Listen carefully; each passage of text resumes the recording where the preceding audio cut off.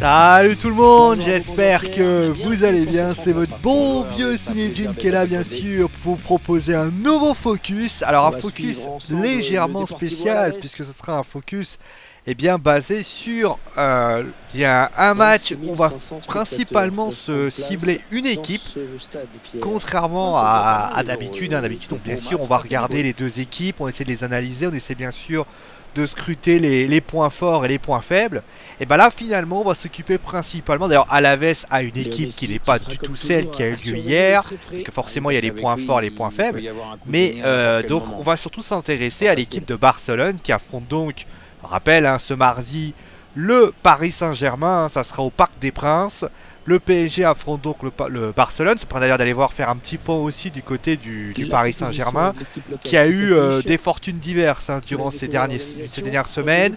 Certes, il y a eu cette victoire 3-0 contre Bordeaux, mais il y a également eu cette défaite, ces deux matchs assez poussifs contre Lille et contre Dijon qui avaient lieu bien avant. Donc on va bien sûr en discuter, on va bien sûr voir.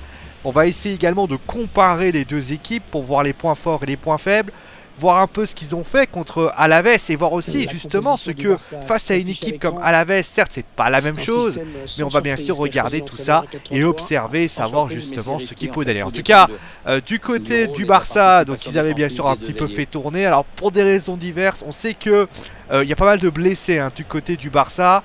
On peut citer par exemple la blessure de Javier Mascherano qui lui est blessé et out pour ce match. Ardan Turan lui aussi est blessé, Arda Turan pardon.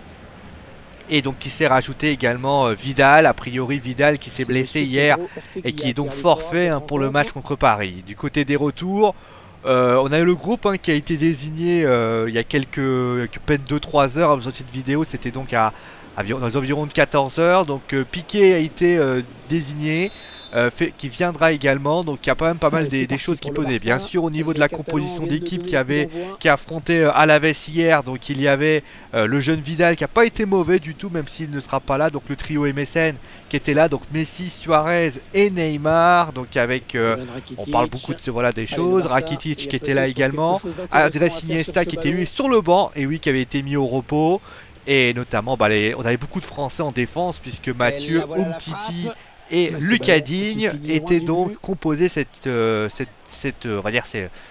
défense du côté du Barça. Donc alors comment on va commencer à analyser bien sûr les points forts et les points faibles en faisant ligne par ligne.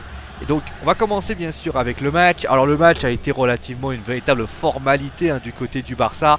6-0, des buts de Messi, de Suarez, de Neymar.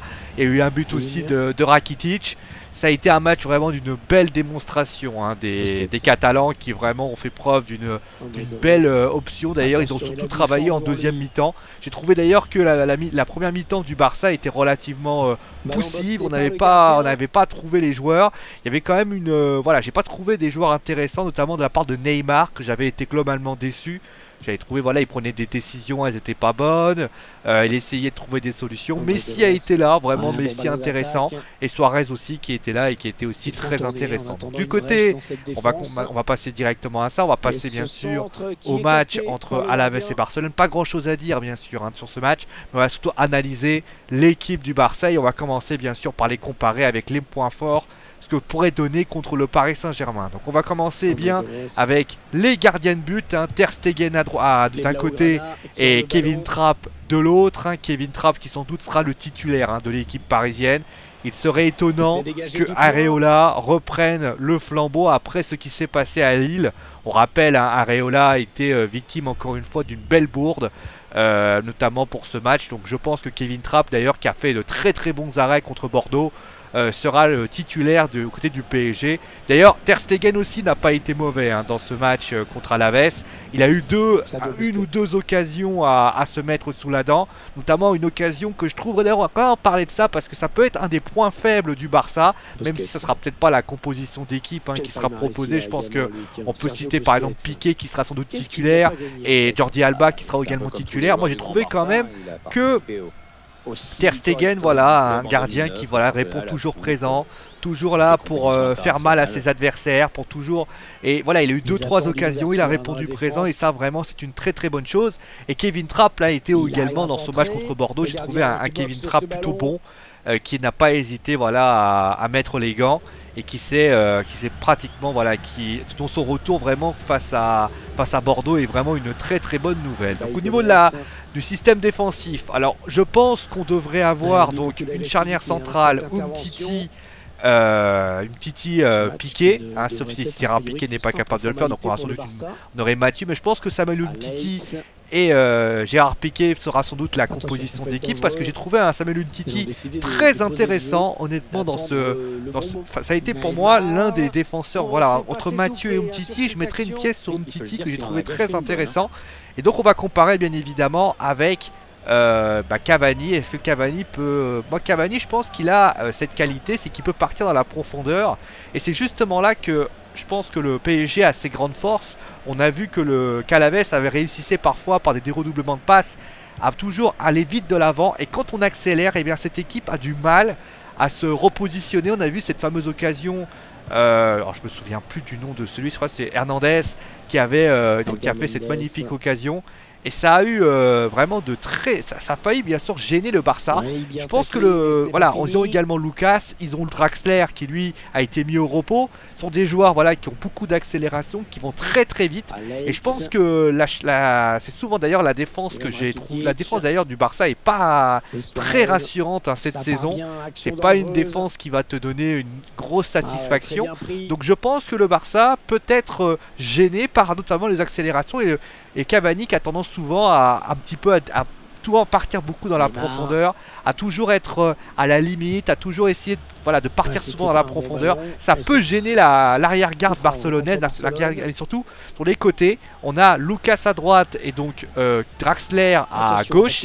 Et ce sont des joueurs qui eux aussi techniquement peuvent aller très très vite. Et si jamais on met aussi... Alors Di Maria je pense pas qu'il sera là, parce que je pense que là Unai Emery va utiliser la stratégie Lucas et Draxler. Ça serait vraiment deux points qui vont aller très très vite et qui pourraient vraiment faire beaucoup de choses.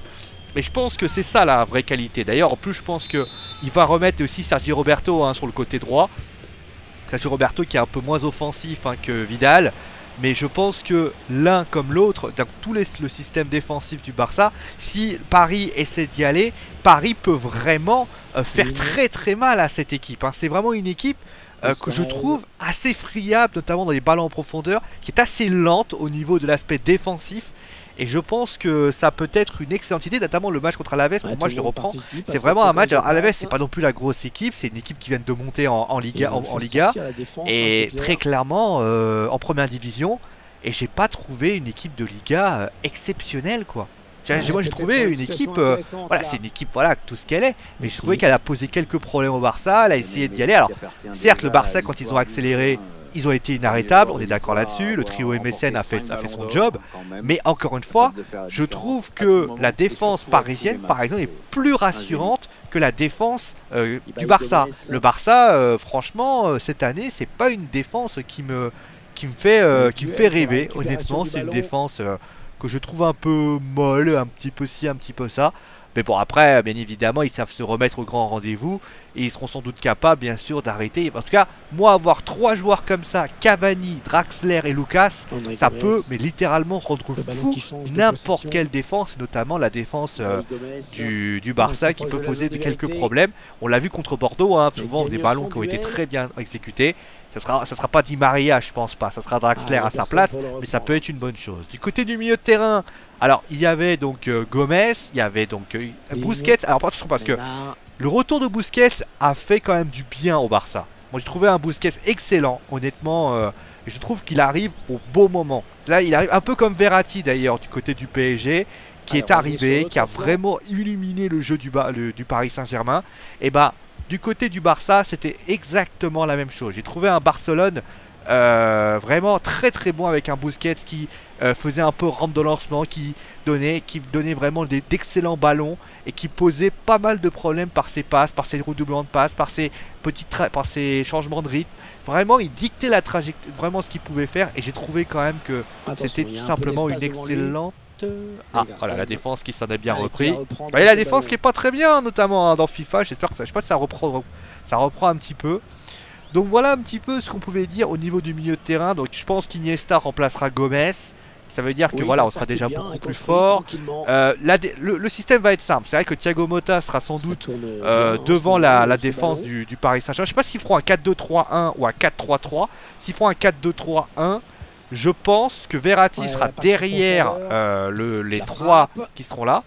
Donc Lucas, Draxler et que je me souviens Cavani. Donc il y aura sans doute Verratti qui sera là. Ou alors Blaise Matuidi. Voilà, on peut imaginer Blaise Matuidi, mais je ne suis pas convaincu. Ou peut-être Rabiot, mais je pense pas que voilà, il va peut-être y avoir, mais je pense que voilà, si il fait le 4-3-3 classique avec Motta derrière et Verratti et Matuidi qui seraient ceux qui seront les langues de rampe de lancement. En tout cas, moi j'ai trouvé un Verratti excellent dans le match contre Bordeaux. Voilà, très clairement, quand Verratti est pas là, le PSG a du mal, ils ronronnent, ils sont un petit peu en difficulté. On les a vus contre Monaco, on l'a vu contre comment il s'appelle, contre à chaque fois j'oublie les contre Dijon, contre Lille, une équipe, voilà, ça manque de création du côté du PSG. Alors après il pourrait y avoir Pastore aussi, Pastore qui pourrait faire son retour, qui pourrait être derrière, mais moi très clairement je pense que le PSG au niveau du milieu de terrain, le Barça va faire une chose, presser Verratti, et là Verratti va devoir essayer de, par des redoublements de passes, par des petits gestes techniques, se sortir de la situation. D'ailleurs, je pense, ça c'est mon avis personnel, que si Blaise Matuidi est dans le terrain, c'est quelqu'un qui a tendance à faire un pressing assez haut notamment, qui a beaucoup de ballons dans la profondeur. C'est aussi un moyen de poser des problèmes à la défense. Et notamment, je pense qu'il faut faire un truc, ça sera presser Busquets. On a vu Alaves qui laissait un petit peu Busquets jouer, et là ça a été immédiat. On l'a vu, la défense d'Alaves a vu des retours du Barça quasiment tout le temps.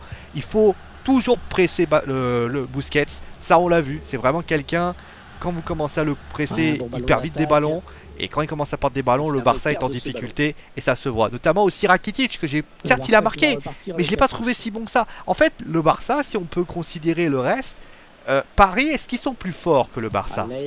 Moi, il y a un an, j'aurais dit ou non. Barcelone, pour moi, ils avaient le trio MSN qui était impressionnant, qui tournait but sur but. Ils avaient un milieu de terrain, Rakitic, Iniesta et Busquets qui était excellent. Je pense qu'il y avait quelque chose. Là, cette année, c'est différent. On sent un Barcelone moins serein que l'année dernière, qui n'a pas encore décroché. Attention, ce n'est pas ce que je dis. Quand tu regardes le match qu'ils font contre Alaves, tu vois quand même qu'il y a encore une aisance. Mais j'ai l'impression que c'est plus l'arbre qui cache la forêt. Alors que du côté du PSG, on a un Draxler qui vient d'arriver. On a également, pardonnez-moi, on a quand même quelqu'un qui pour moi est très intéressant. C'est Verratti qui voilà, est en train d'illuminer le jeu du Paris Saint-Germain. Il a pris une dimension, Verratti. Et j'ai l'impression que d'un côté, on a une équipe qui est peut-être en train de régresser. Attention, au niveau Barça, ça veut dire qu'ils sont dans les 4-5 meilleures équipes d'Europe. Ils sont peut-être plus à la hauteur des plus grandes équipes d'Europe. Aujourd'hui, le Barça, si on peut considérer, le Barça, c'est peut-être 3, 4. Ça veut dire peut-être que le PSG aujourd'hui a peut-être ses chances. Et ça, c'est pas donné à tout le monde. Mais il y a également le facteur, voilà, Verratti que j'ai trouvé excellent. Ah, on m'appelle. Une bonne opportunité. Donc voilà un petit peu ce qu'on pouvait dire. Le PSG pour moi doit continuer à travailler, le PSG doit continuer à bosser, et le PSG peut littéralement faire quelque chose comme ça. Voilà, on va sans doute arriver à la mi-temps. Cette mi-temps bien sûr qui va être très salutaire, puisque je vais aller faire un petit tour, voilà, on m'appelle. Et après on se retrouvera donc pour la deuxième mi-temps. Vous inquiétez pas, vous aurez juste une petite transition, moi ça fera une transition d'une demi-heure. Mais ça, vous le savez déjà, on va attendre juste le corner qui va se terminer. Alors c'est Neymar qui va le tirer, on passera bien sûr à l'attaque. C'est repoussé du point par le gardien. Alors attendez, Rakitic. De balle. On a frappé. Pour ça toujours 0-0 hein, malgré tout. Hein. Que le Barça de FIFA a plus... Ouais, le tacle, mais le ballon est perdu. Voilà, donc on se retrouve très vite pour la deuxième mi-temps où on parlera des attaquants. Donc comment Thiago Silva vont pouvoir essayer de gérer Neymar, Messi et Suarez.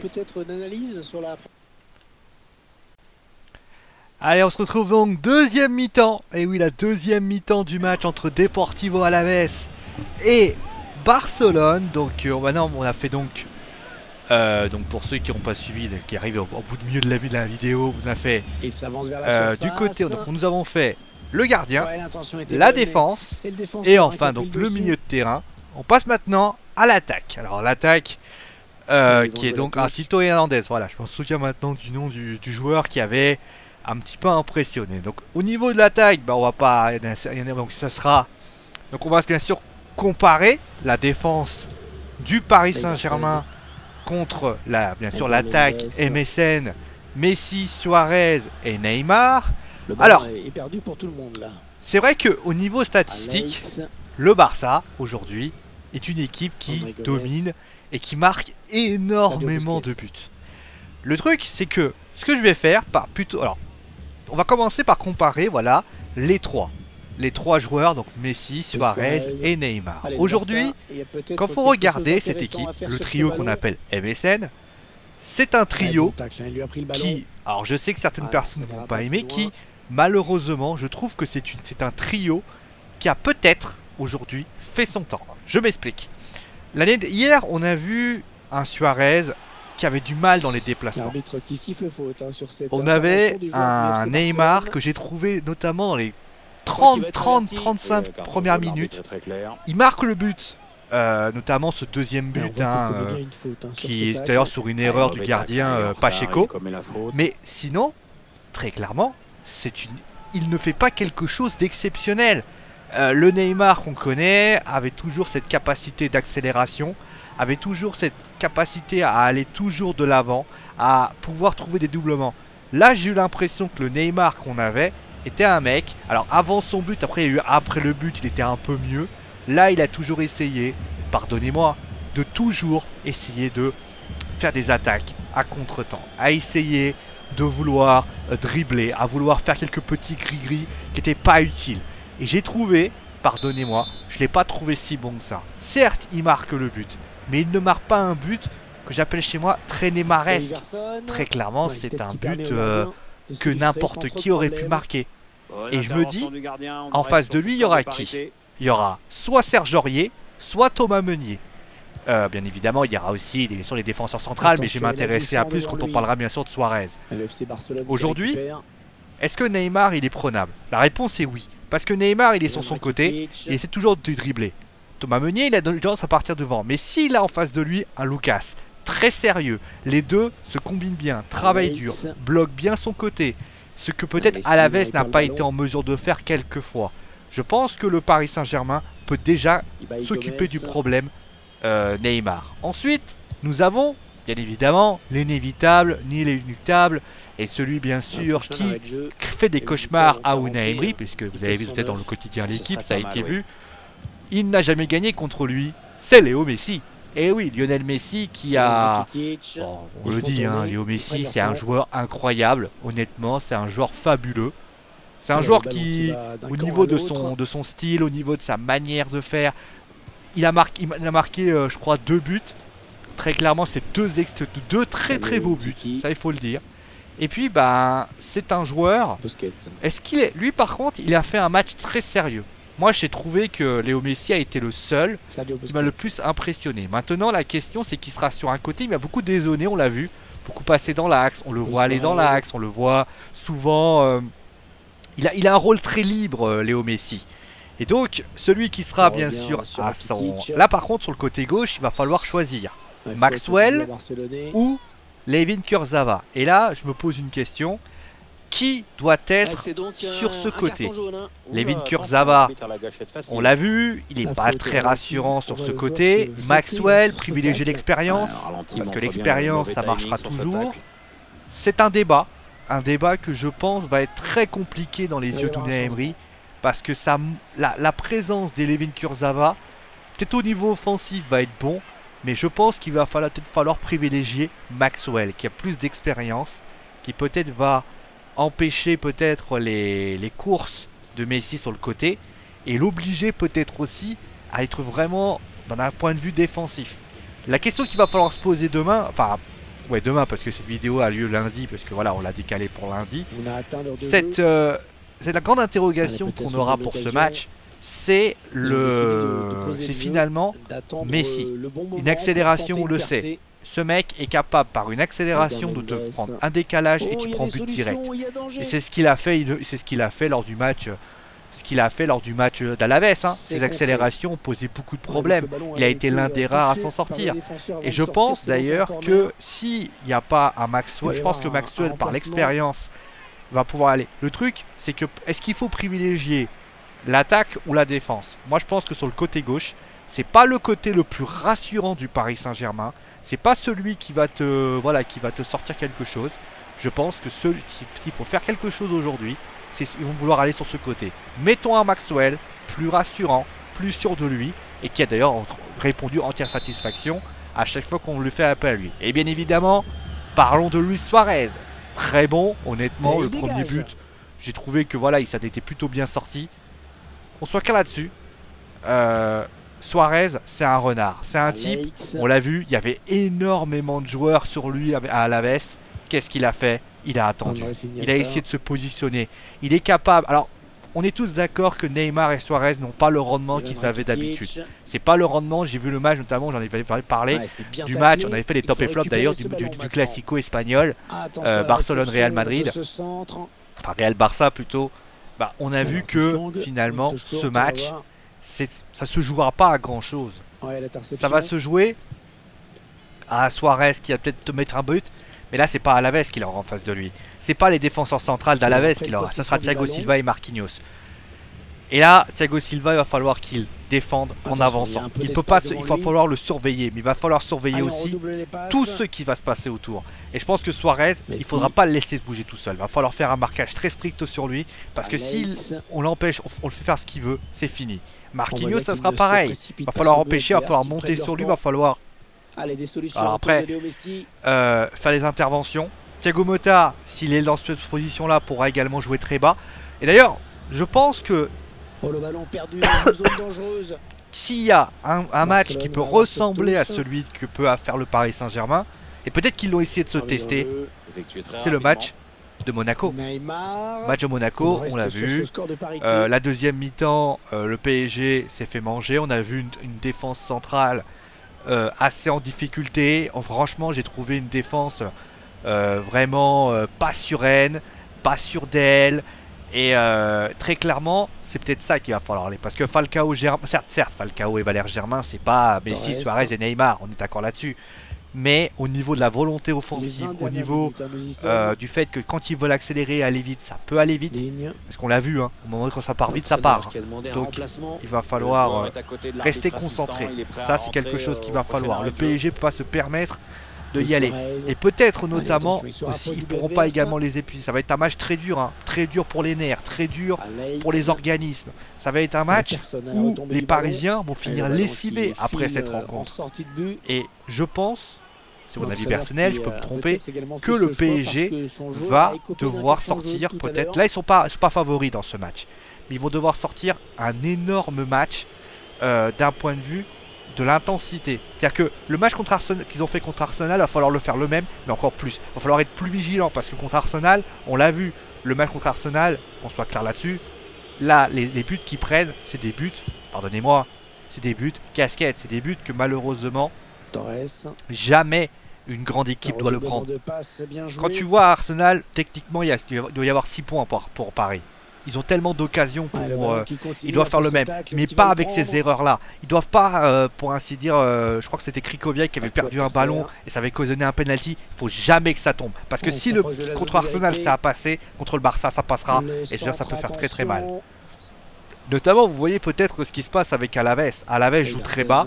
On voit qu'Alaves, certes, ne se crée pas beaucoup d'occasions, mais Alaves défend plutôt de manière stratégique. Et regardez, voilà, hop, ça part là-bas. Alors certes, c'est du FIFA, on est tous d'accord là-dessus. C'est pas le... Moi, là, c'est l'ordi qui joue, donc forcément, c'est pas la même chose. Mais il faut redonner. Mais voilà, un petit peu ce qu'on peut dire. Toutes les erreurs qui... De toute façon, qu'on soit clair là-dessus. Tu joues contre le Barça, tu fais une erreur, tu la payes cash. Tu la payes cash. Regardez, voilà. Oh, il a pas réussi. Oh, c'est dommage. Là, il a pas réussi. Il a tiré à côté. Mais voilà, il faut museler tout le système MSN. Il faut le museler en étant sérieux, concentré. Ils vont vouloir aller vite. On va essayer d'aller vite. Ils vont vouloir apprendre à mettre de l'intensité. Il faut casser cette intensité. Par le pressing, notamment. Le pressing très haut sur le porteur de ballon. Il ne faut pas les laisser jouer. Ce qu'ils ont fait contre Monaco, il ne faut jamais que ça le refasse. Si jamais ils décident de faire ce qu'ils ont fait contre Monaco, très clairement, c'est une défaite qui est assurée pour le PSG. On ne peut pas se permettre d'attendre comme ils ont été faits. Ils vont avoir des temps faibles. Ça, on est sur là-dessus. Il faut qu'ils essayent de marquer. Et surtout, il ne faut pas qu'ils attendent le match retour. C'est souvent le réflexe que font les clubs français, c'est de dire on va attendre que le match ait lieu. Mais je peux vous garantir que si jamais ils se disent allez, on va attendre voir un peu comment ça se passe pour le match retour, c'est le réflexe à pas faire. Il faut aller de l'avant. Justement, ils ont trop attendu. Il y a eu 1-0 contre Monaco. Mais il y a Bernardo Silva, il a juste avec une petite accélération, il a marqué. Ils peuvent pas attendre. Il faut qu'ils marquent un but, voire deux buts. À 2-0, le PSG sera peut-être pas qualifié. On va pas s'abuser parce que c'est quand même le Barça. Et que si le Barça a envie d'accélérer un petit peu au Camp Nou, ils vont pas se gêner. Mais il faut asseoir. Il faut leur mettre. C'est plus psychologique aussi. S'il faut un grand match, tout le monde sera là en train de dire ça, c'est du grand PSG. Il ne faut pas oublier qu'ils ont fait un grand match contre Bordeaux. Certes, Bordeaux reste Bordeaux, avec toutes ses qualités et tous ses défauts, mais ils ont été capables de le faire. Et surtout, sérieux. Du sérieux, du sérieux, du sérieux. Réflexion. Regardez ce qui s'y passe. Toujours se dire que l'on peut y arriver. Moi, j'ai confiance en cette équipe parce que je pense que cette équipe a les moyens de poser des problèmes au Barça. C'est pas le Barça d'avant. C'est pas ce Barça d'il y a 2 ans qui avait humilié le Paris Saint-Germain.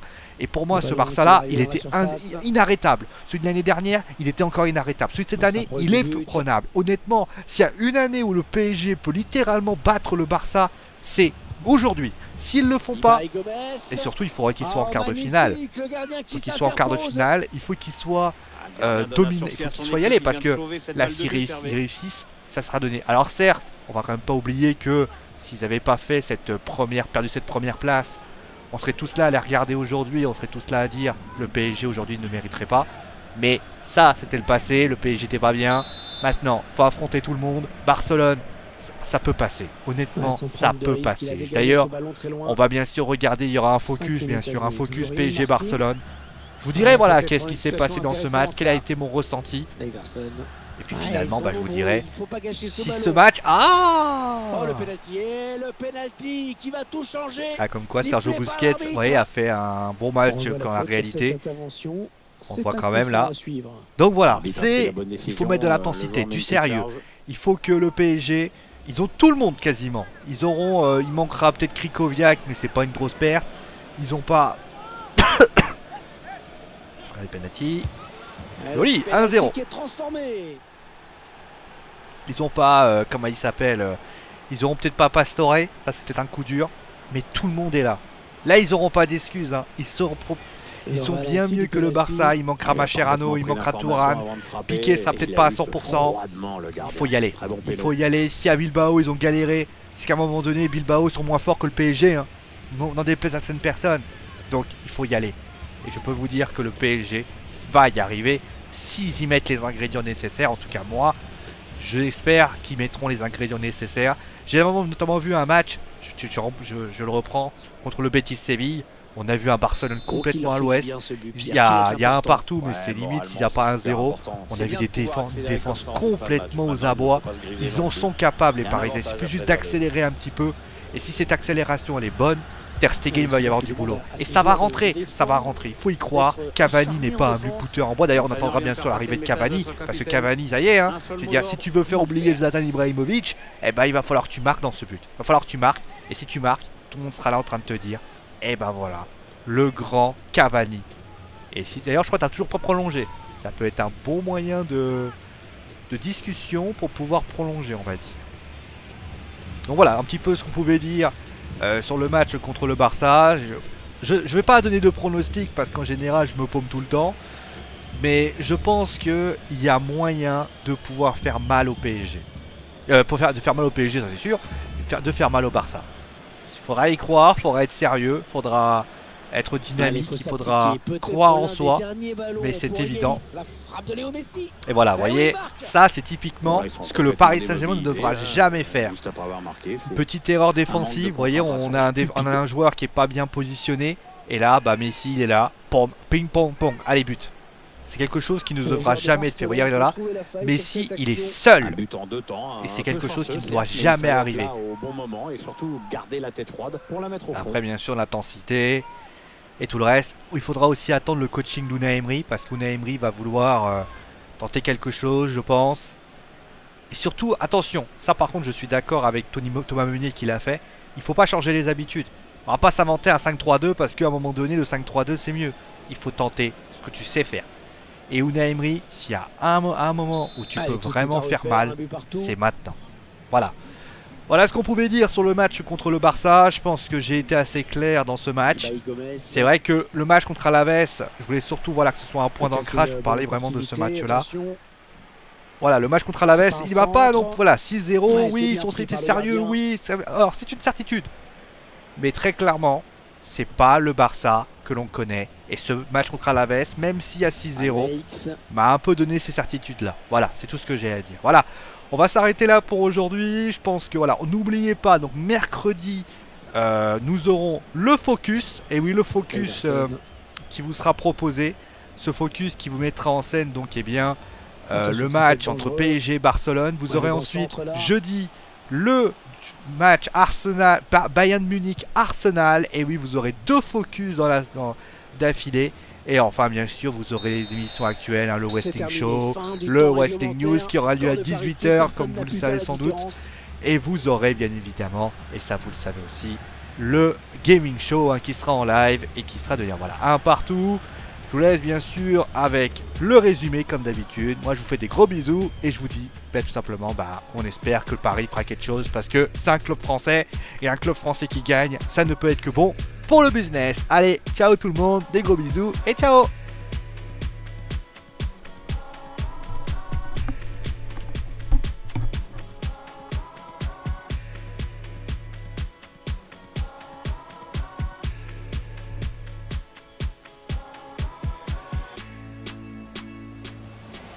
Le 4e arbitre qui indique Rakitic. Pas de souci pour le gardien.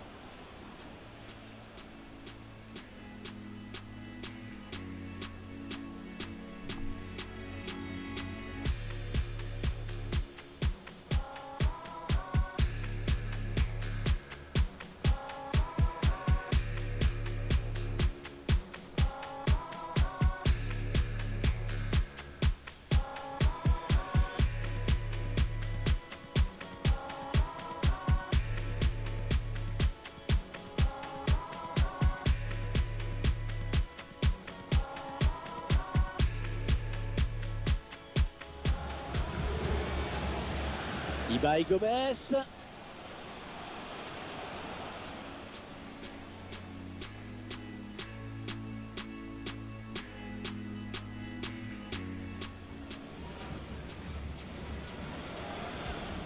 Et le pénalty qui est transformé.